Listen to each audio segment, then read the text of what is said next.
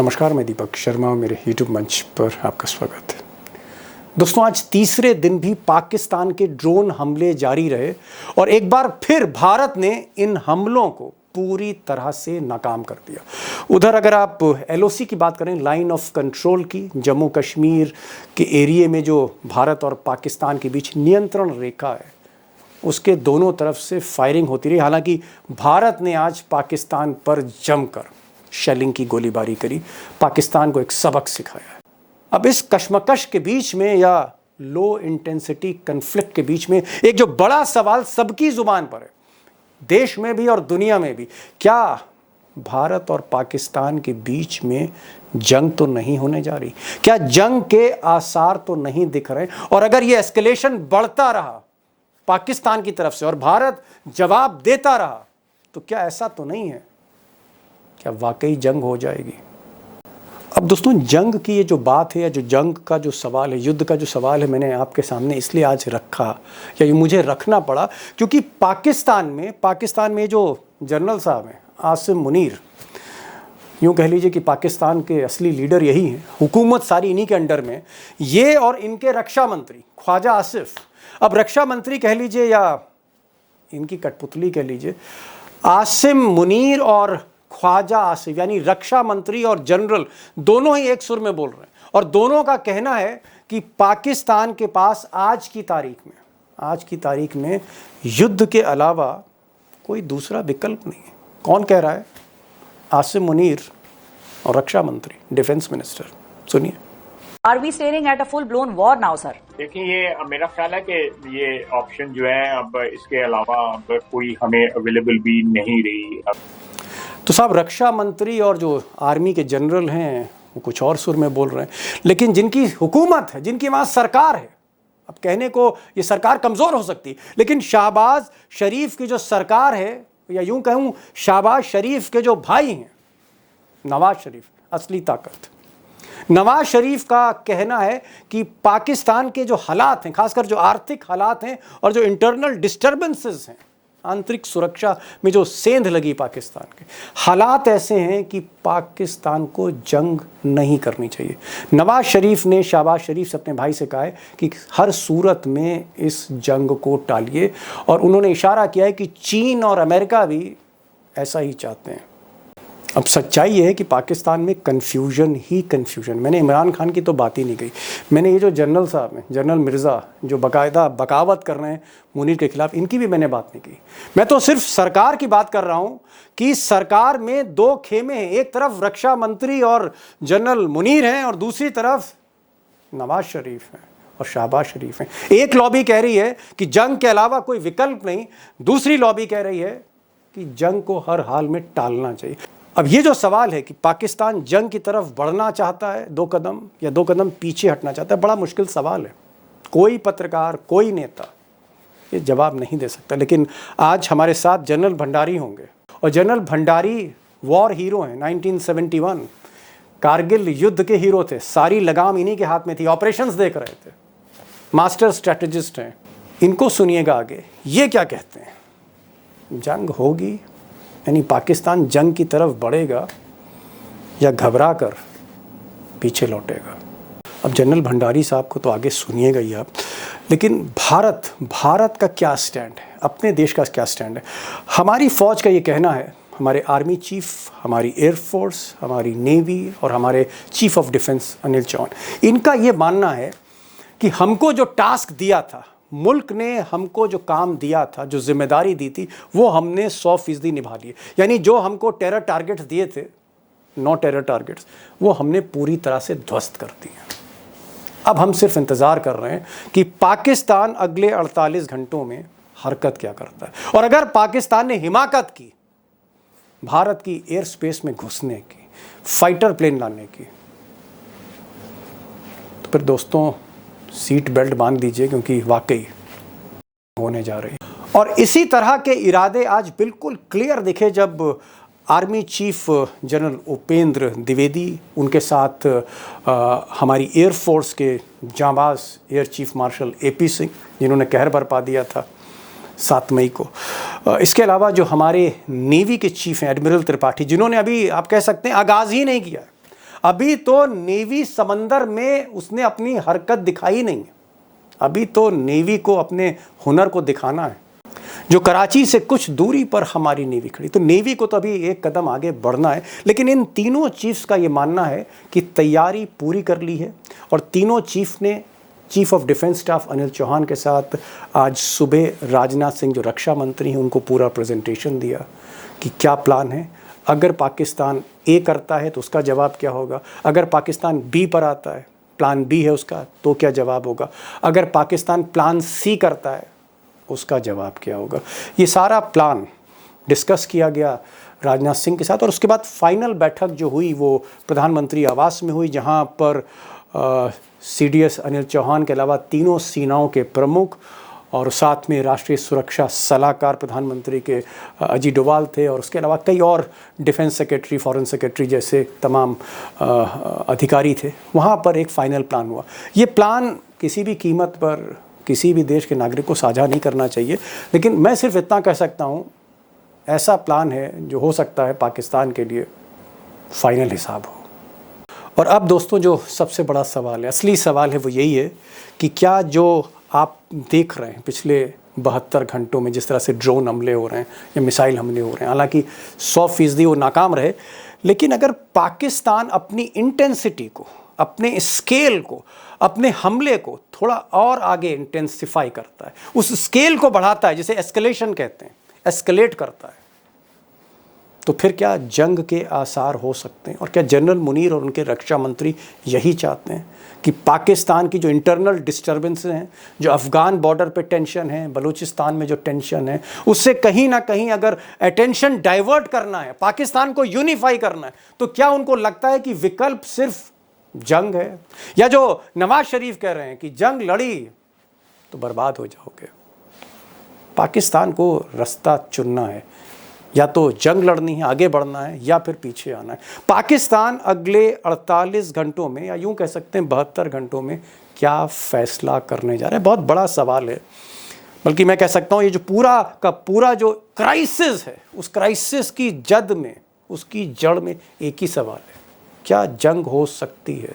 बात भारत की नहीं, क्योंकि भारत पूरी तरह से तैयार है। फैसला पाकिस्तान को लेना है, जो बॉल है वो पाकिस्तान के कोर्ट में है, डिसाइड पाकिस्तान को करना है, क्या करेगा पाकिस्तान।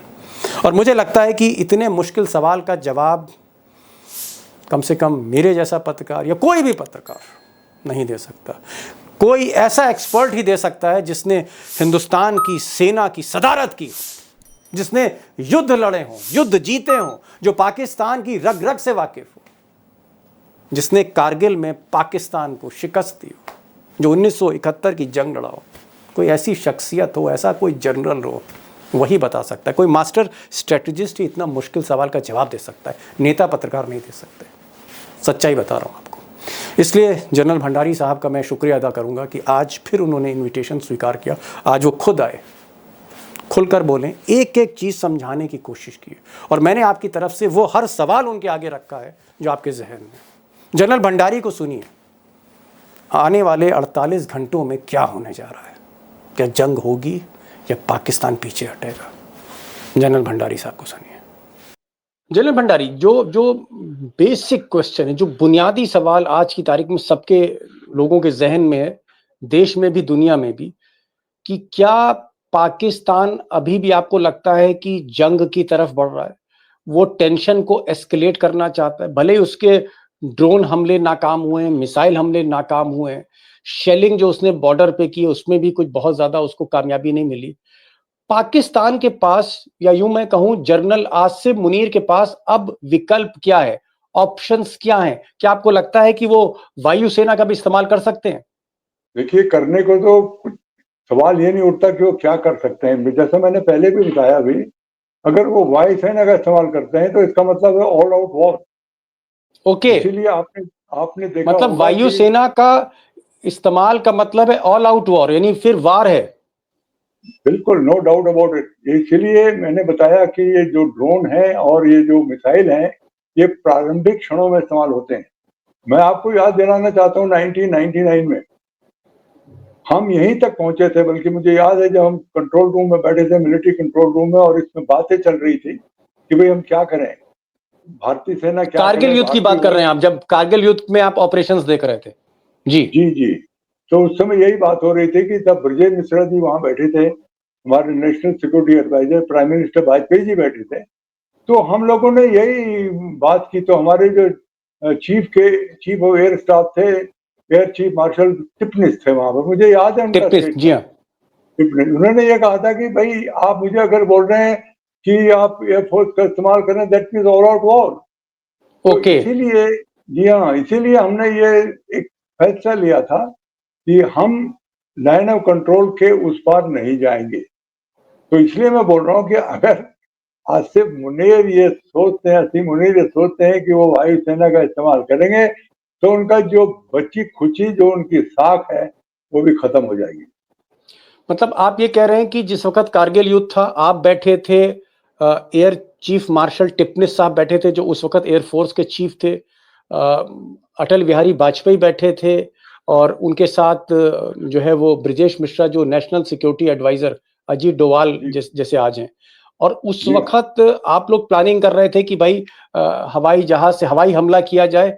तो टिपनिस ने कहा कि अगर हमारे लड़ाकू विमान सीमा पार करके पाकिस्तान जाते हैं तो इसका मतलब युद्ध होगा, इसका मतलब युद्ध है। और इसलिए आप ये बात कह रहे हैं कि अगर आसिम मुनीर F-16 यूज करते हैं और लड़ाकू विमान सीमा पार आता है तो इसका मतलब पाकिस्तान वॉर डिक्लेयर कर रहा है, ये मतलब है मिलिट्री की भाषा में इसका। बिल्कुल बिल्कुल। मैं आपको ये बताना चाहता हूँ कि जैसे तीन हमारी सेनाएं हैं, भारतीय सेना, भारतीय वायुसेना और भारतीय नौसेना। वो क्या है कि भारतीय जो फौज है वो जमीन जमीन की फ्रंटियर की हिफाजत करती है, भारतीय वायुसेना अपनी एयर स्पेस की हिफाजत करती है, भारतीय नौसेना अपने समुद्री इलाके की हिफाजत करती है। तो अगर कोई भी इसके अंदर आता है तो नेचुरली वो सर्विस के लिए तो वॉर है, that is considered as a war. इसीलिए ओके, आपको याद होगा, मैं आपको याद दिलाना चाहता हूं कि ये जो कारगिल में अंदर घुसपैठ हुई थी वो 3 मई 1999 को शुरू हो गई थी, और हमने पहली दफे अपनी एयरफोर्स का इस्तेमाल किया 20 दिन के बाद। आप समझ ओके, रहे हैं मैं क्या बोल रहा हूँ? और वो भी लिमिटेड किया हमने, सिर्फ कारगिल के सेक्टर में। और वो भी लिमिटेड किया क्योंकि उस टाइम हमारे डिप्लोमेटिक रिलेशन पाकिस्तान के साथ नहीं थे, टूटे नहीं थे। जी आज हमारे डिप्लोमेटिक रिलेशन खत्म हो गए। आज जो जी, 52-53 लोग थे अभी 20 में आ गए हैं वहां पर। तो आज तो हालत और भी गंभीर है। तो गंभीर। पाकिस्तान इस बात को समझता है कि अगर एयरफोर्स का वो इस्तेमाल करेगा तो वो फिर नहीं बच पाएगा। तो नेवी तो जनरल वही है ना साहब, भाई। जी जी, जनरल साहब, आप बहुत ही इम्पोर्टेंट, आप कह सकते हैं भारत पाक की जो जंग हुई उसके एक बहुत इम्पोर्टेंट गवाह हैं, आप जी चश्मदीद हैं। और कारगिल का जो युद्ध था जो हमने जीता था 1999 में, उस वक्त जी आप पूरा ऑपरेशंस देख रहे थे आर्मी का। मैं एक चीज जी। पूछना चाह रहा हूं कि क्या आपको लगता है कि इस वक्त जनरल मुनीर, उनका जो रिस्पॉन्स है, क्योंकि बार बार मैं देख रहा हूं जनरल मुनीर के दिमाग में एक चीज चल रही है कि हमारे जो हवाई अड्डे हैं, हमारे जो एयर बेस हैं जहां हमारे लड़ाकू विमान खड़े होते हैं, बार बार वो उसी पर हमला कर रहे हैं, भले वो ड्रोन से करें, मिसाइल से करें, उनकी कोशिश वही है कि जो हमारे एयर बेस हैं, चाहे वो पंजाब में हो, चाहे वो हमारे एयर बेस जम्मू कश्मीर में हो, चाहे वो हमारे एयर बेस राजस्थान में हो या हमारे गुजरात में हो, उसी पर हमला करने की कोशिश कर रहे हैं। तो उनकी जो पहली स्ट्राइक है, उनकी जो स्टार्टिंग पॉइंट है पाकिस्तान का, वो हमारे एयर बेस पर निशाना क्यों साध रहे हैं? इसके पीछे क्या खेल है? इसके पीछे क्या सोच है? इसके पीछे मिलिट्री की मैथमेटिक्स क्या है? देखिए, इसकी सबसे पहले क्या होता है कि जब भी आप लड़ाई में जाते हैं तो आपकी जो तीनों एयरफोर्स जो है खासतौर पे वो उसकी काबिलियत ये होती है कि वो एकदम से टेक ऑफ करके, और उसकी क्षमता जो है, आप उसका जो इंड्योरेंस है उसके हिसाब से आप जाके दुश्मन के जो भी ठिकाने हैं उनको नेस्ता नबूद कर सकते हैं। तो इसलिए आप कहीं भी देखें, विश्व में कहीं भी देखें, जब भी लड़ाई शुरू होती है तो कोई भी राष्ट्र जो है दूसरे जो दुश्मन है उसके एयरफील्ड को तबाह करने की कोशिश करते हैं। क्योंकि ओके। उसके बाद ना तो आप वहां से टेक ऑफ कर सकते हैं, ना आप इक्विपमेंट ले जा सकते हैं, ना आप रसद ले जा सकते हैं, तो उनको तबाह करते हैं। तो यही दिमाग में रख के आसिम मुनीर ने ये जो 15 इलाके हैं, जो आपने बिल्कुल सही बताया, अवंतीपुर से लेकर श्रीनगर, भुज जम्मू, तक, गुजरात में पठानकोट, भुज है जी। भुज है, मैं वही बता रहा हूँ, मैं आपको बताऊं, मैं ये सब जगह गया हुआ हूँ, पठानकोट, अमृतसर, कपूरथला, जलंधर, लुधियाना, आदमपुर बड़ा भारी बेस है, भटिंडा, चंडीगढ़, नल बिल्कुल राजस्थान में है, जी। हलोदी, उत्तरराय बड़ा फेमस है, और जैसलमेर है। जी है जैसलमेर। तो मेरा कहने का मतलब है कि ये जो मैथमेटिक्स है यही होती है, क्योंकि क्या एक ऐसा 1971 में भी यही फार्मूला था पाकिस्तान का? बिल्कुल यही। देखिए, मैं उस टाइम एक कंपनी कमांडर था, और मैं उस टाइम अपने बंकर में बैठा हुआ था, शाम के 5:30 बजे थे, 3 दिसंबर 1971 को। और उस टाइम तो ये टीवी ईवी का भी चलन नहीं था, कहाँ बंकर में बैठ के कहाँ आप टीवी देखेंगे, लेकिन हमारी जो संचार व्यवस्था थी बिल्कुल ठीक थी। तो 5:30 बजे हमको एकदम खबर मिली कि पाकिस्तान ने हमारे 8 या 9 हवाई जो है हवाई हमले अड्डे, किए हैं। जी, एयरबेस हवाई पर। अड्डों में हमला, हाँ हवाई अड्डे किए हैं। बस वहां से हमें पता चल गया था कि अब लड़ाई शुरू हो गई है। हम वैसे 1 डेढ़ महीने से बैठे थे अपने बंकरों। वही मैं बता रहा हूँ कि इन चीजों में समय भी नहीं तो उस लगता है। वक्त आप, उस वक्त जनरल साहब, उस वक्त तो आप बहुत यंग होंगे, एकदम यंग होंगे एकदम आप। तो जम्मू हाँ, कश्मीर में आपका डिप्लॉयमेंट था, कहाँ पर था? तो हाँ, मैं सीमा पर? अखनूर के आगे एक जगह है छमझोड़ियाँ, बड़ी फेमस जगह है, और वहां पर मनोवर तमी के साथ हमारा मैं डिप्लॉय था, मैं कंपनी कमांडर था। You very right, I was young major. तो बस उसके बाद किस रात को रेजिमेंट में थे आप? मैं गढ़वाल राइफल्स में था। गढ़वाल मेरी राइफल्स में, बटालियन, अच्छा। जी हाँ, मेरी बटालियन वही थी। तो एकदम मुझे याद है कि रात के 11:30 या 12 बजे एक अर्जेंट कैबिनेट मीटिंग अरेंज हुई, और पार्लियामेंट में ही मिसेस गांधी ने वॉर डिक्लेयर कर दी पाकिस्तान के अगेंस्ट। ओके। जी, और जब ये वॉर डिक्लेयर हुई तो दो चीजें हुई। पहले तो वेस्टर्न सेक्टर, और दूसरा ईस्टर्न सेक्टर। जब मैं ईस्टर्न सेक्टर की बात कर रहा हूँ, उसके बाद 14वें दिन में बांग्लादेश का जन्म हुआ। ओके। जी, मतलब आप कह रहे हैं कि दो जगह लड़ाई हुई थी। एक लड़ाई पश्चिम सेक्टर में हुई थी, यानी पंजाब, राजस्थान, गुजरात वाला इलाका, जम्मू कश्मीर वाला। एक लड़ाई इस बॉर्डर पे हो रही थी, और एक पश्चिम बंगाल और बांग्लादेश जो आज का है, उस वक्त पूर्वी पाकिस्तान था, वहां पर जंग हो रही थी। लेकिन इस बार तो एक ही मोर्चे पे होगी। मैं अपने सवाल पर दोबारा आ रहा हूं। क्या जनरल साहब, आपने तो इतनी युद्ध देखी हैं, वॉर देखी हैं, क्या आपको लगता है कि जनरल मुनीर हिम्मत कर पाएगा, या फ्रस्ट्रेशन में, फ्रस्ट्रेटेड आदमी है, सब कुछ हार रहा है, ऐसे में वो जो अपने लड़ाकू विमान हैं पाकिस्तान के, चाइना के जो उसके फाइटर प्लेन हैं, अमेरिका के जो फाइटर प्लेन है F-16, J-17, J-10, क्या इस फ्लीट को वो उड़ा सकता है सीमा पार के अंदर भारत के? क्या वो F-16 या J-10 या J-17 लड़ाकू विमान को आखिर में इस्तेमाल कर सकते हैं मिस्टर जनरल मुनीर? देखिए, अगर वो ऐसा बेवकूफ़ी भरा काम करते हैं, तो मैं आपको इतना बताना चाहता हूँ कि हमारे पास जो सिस्टम है, जिसने इतने ड्रोन अभी हमारे पाकिस्तान के नेस्ता नाबूद किए हैं, तो ये जो S-400 है, इतना कॉस्टली सिस्टम है, रशियन सिस्टम। और उसके साथ जो हमारी मिसाइल्स हैं, हैमर मिसाइल्स हैं, प्री गाइडेड म्यूनिशंस है, लॉन्ग रेंज आर्टिलरी है, पिनाका रॉकेट्स हैं, और ये जो चीजें हैं हमारे पास, ये किस काम आएगी? ये तो उनके तो एक हवाई जहाज नहीं बचेगा। आप ये समझिए कि ड्रोन एक छोटी चीज होती है। अगर S-400 ने 500 ड्रोनों में से 95% अगर कामयाबी हासिल कर ली, तो एयरक्राफ्ट तो फिक्स विंग बहुत बड़ी चीज होती है। तो आप ये समझिए कि ओके। वो एक भी नहीं बचेगा, एक भी नहीं बचेगा उनका। मतलब तो आप ये कह उनको रहे जो, हैं कि अगर अगर छोटे से ड्रोन को, इतने से ड्रोन को अगर गिराया जा सकता है, तो इतना बड़ा जो एयरक्राफ्ट है उसको हमारा एयर डिफेंस सिस्टम गिरा देगा हर हाल में। कोई डाउट ही नहीं है। ये तो सरफेस वाली बात होती है ना, वो तो रडार सिस्टम में एकदम आता है। और ये जो S-400 है, ये विश्व का सबसे परिष्कृत सिस्टम है।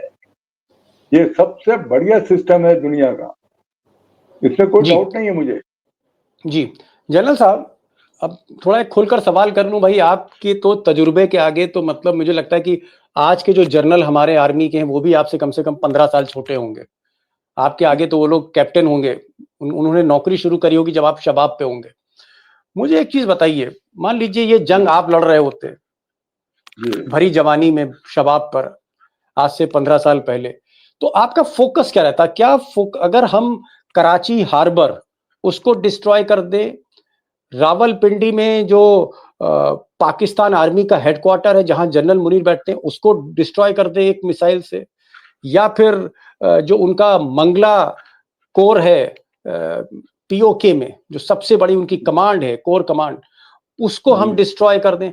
मतलब ऐसी 3-4 चीजें क्या है कि जिसको डिस्ट्रॉय कर दिया जाए तो पानी, जैसे मछली पानी से बाहर आती पाकिस्तान का वो हाल होगा, जल बिन मछली हो जाएगी पाकिस्तान। वो 3-4 चीजें क्या हैं जहां आपका निशाना होता? देखिए, मैं आपको बताना चाहता हूँ, जब आप युद्ध की प्लानिंग करते हैं तो सबसे पहले हमारा मुद्दा क्या है। जैसे मैं प्राइम मिनिस्टर के इस सेंटेंस को बताना चाहता हूँ, उन्होंने कहा लक्ष्य बहुत है, समय कम है। तो हमारा जो मुद्दा है वो बड़ा क्लियर है, we have gone against terrorism.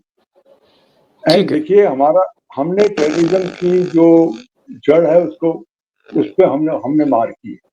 उसके जितने भी हमारे पहले के जो टारगेट थे, तो हमारे 9 टारगेट थे, 5 पीओके में और 4 नीचे पाकिस्तान के अंदर। नहीं जनरल साहब माफ कीजिएगा, मैं आपको रोक रहा हूं। ये तो हम बात कर रहे हैं, आपने भी पहले बताया कि भाई हमारा टारगेट पाकिस्तान के भीतर जो लश्कर और जैश के आतंकी ठिकाने थे उनको ध्वस्त करना था। वो मिशन तो कंप्लीट हो गया। मैं तो बात की बात कर रहा हूं कि पाकिस्तान ने जिस तरह से शेलिंग करी, जिस तरह से हैवी आर्टिलरी का इस्तेमाल किया, तोप खाने का इस्तेमाल किया और तोप के गोले छोड़े, उसमें 15-16 हमारे नागरिक शहीद हो गए। आज विदेश सचिव ने बताया कि 2 छात्र कॉन्वेंट स्कूल के थे जम्मू कश्मीर में, वो भी बेचारे शहीद हो गए, छोटे छोटे बच्चे शहीद हो गए। तो पाकिस्तान तो अब आगे बढ़ चुका है।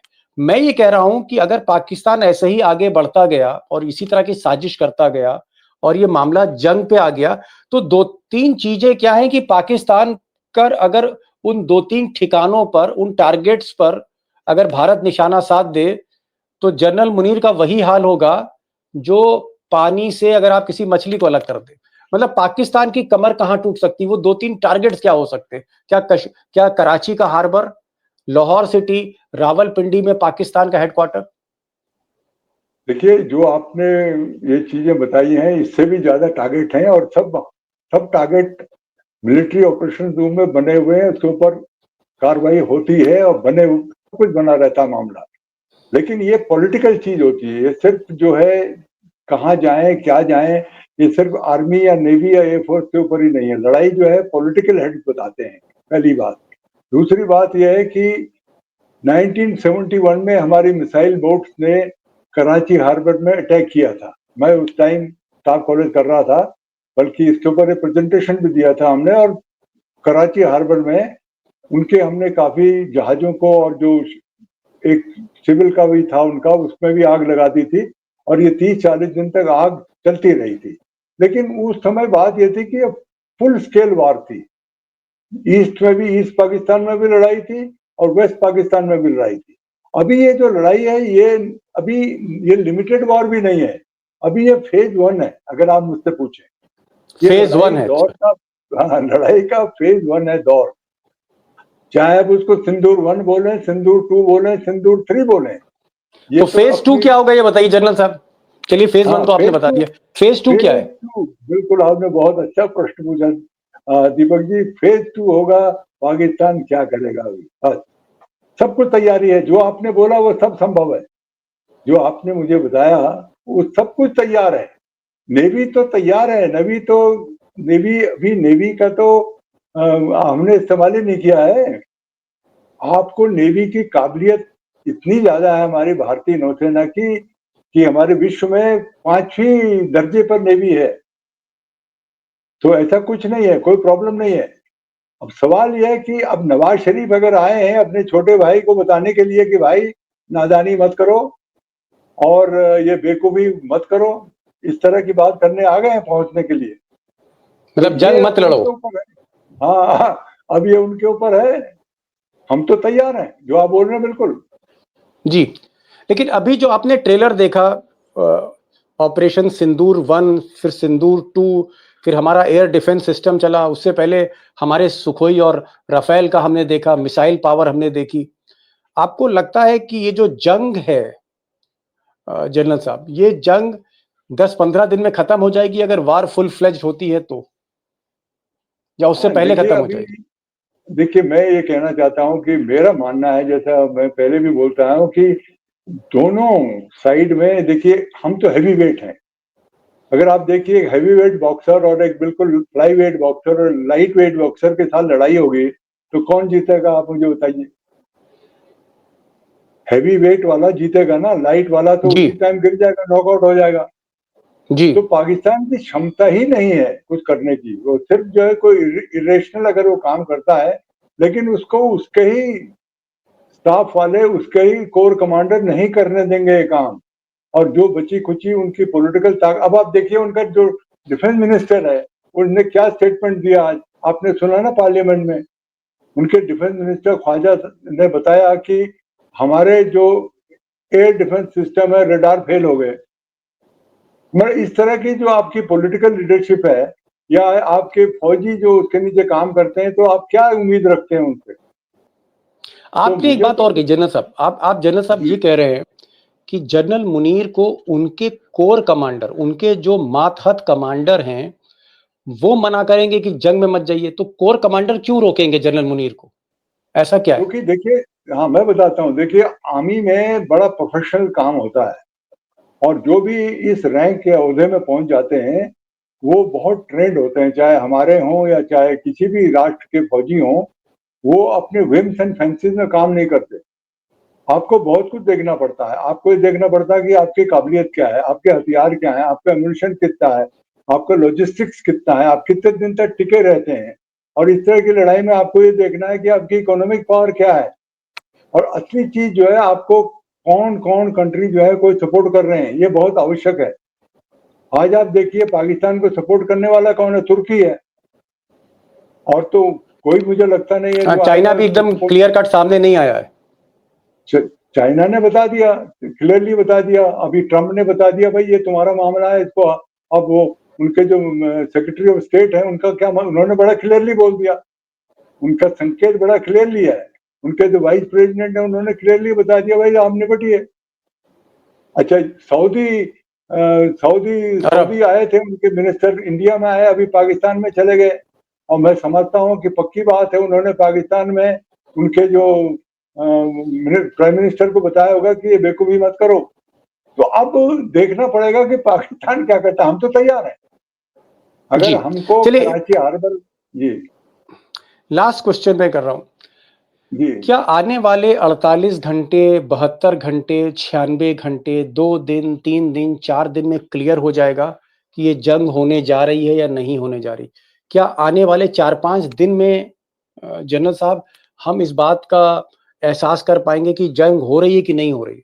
कुछ क्लैरिटी आएगी 4-5 दिन में, अगले 4-5 दिन में?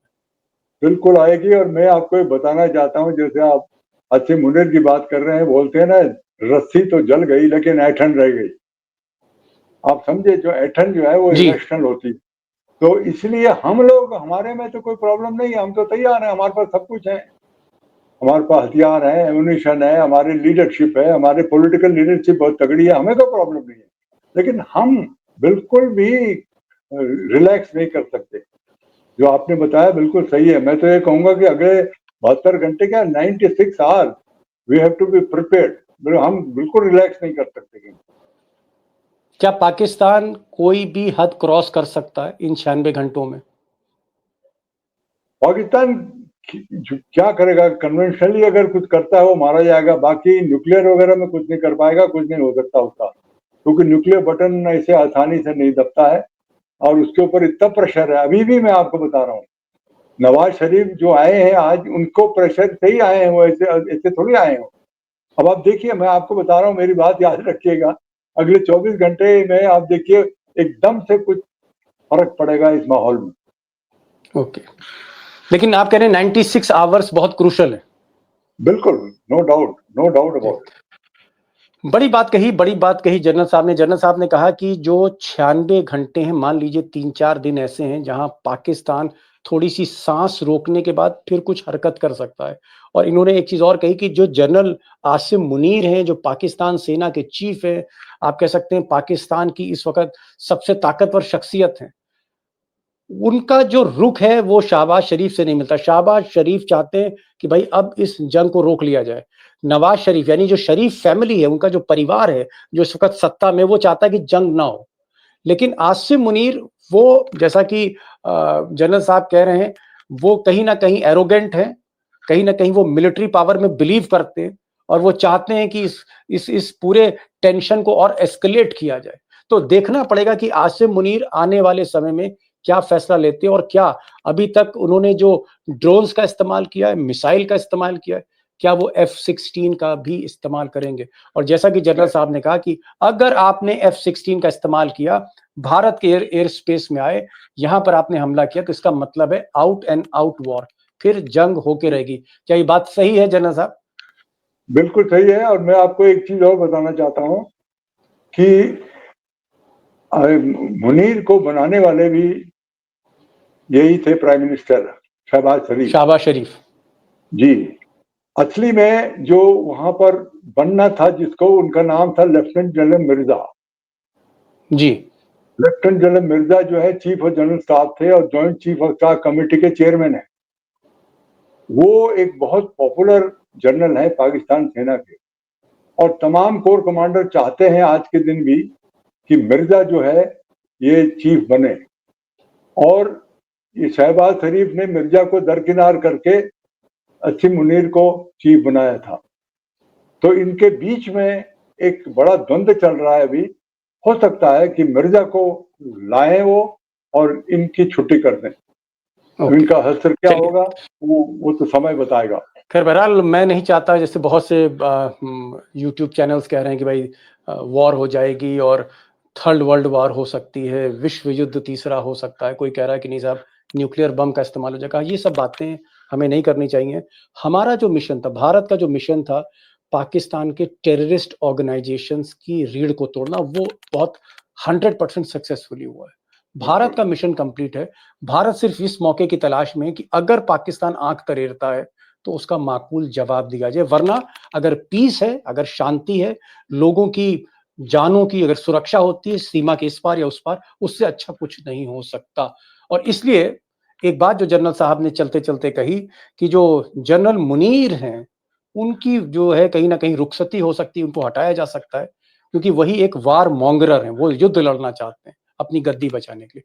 लेकिन जो दूसरे जनरल हैं, मिर्जा साहब, मिर्जा जो है वो ज्यादा पॉपुलर हैं, और हो सकता है कि नवाज शरीफ के दबाव में, कहीं ना कहीं अमेरिका के दबाव में, पाकिस्तान में तख्ता पलट जाए सेना के चीफ का। ये भी वो कह रहे हैं। तो बहरहाल देखना पड़ेगा। लेकिन मैं दोस्तों सिर्फ इतना ही कहूंगा कि आने वाले 96 घंटों तक थोड़ा सा जो है गौर करिए, स्थितियों पे गौर करिए, और हम और जनरल साहब और बाकी कुछ हमारे जो एक्सपर्ट्स हैं, हम रूबरू होते रहेंगे, आपको सही अपडेट देंगे। हम आपको ये नहीं बताएंगे कि कराची में जो है वो कहीं ना कहीं अटैक हो गया है या 3-4 जो है F-16 गिरा दिए गए। जो एक्यूरेट जानकारी है वो जानी चाहिए।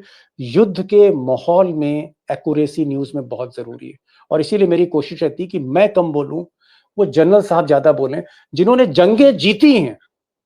आज जनरल साहब के टक्कर का मुझे नहीं लगता हिंदुस्तान में कोई जनरल है, जिन्होंने कारगिल युद्ध हमको जीत के दिया, जिन्होंने 1971 में पाकिस्तान को धूल चटा दी, वो जनरल साहब हैं। इनको सुना जाए। ये जो बोलेंगे देश के हित में बोलेंगे, एक्यूरेट बोलेंगे। जनरल साहब, सलूट आपको कि आप आते हैं इस प्रोग्राम में, और ये हमारी, मैं कह रहा हूँ, खुशकिस्मती है कि आप जैसा शख्स, इतना सुपर हीरो, वो आता है और इतनी आसानी से चीजों को समझाते हैं। Thank you sir for joining this programme. Thank you so much. धन्यवाद, नमस्कार।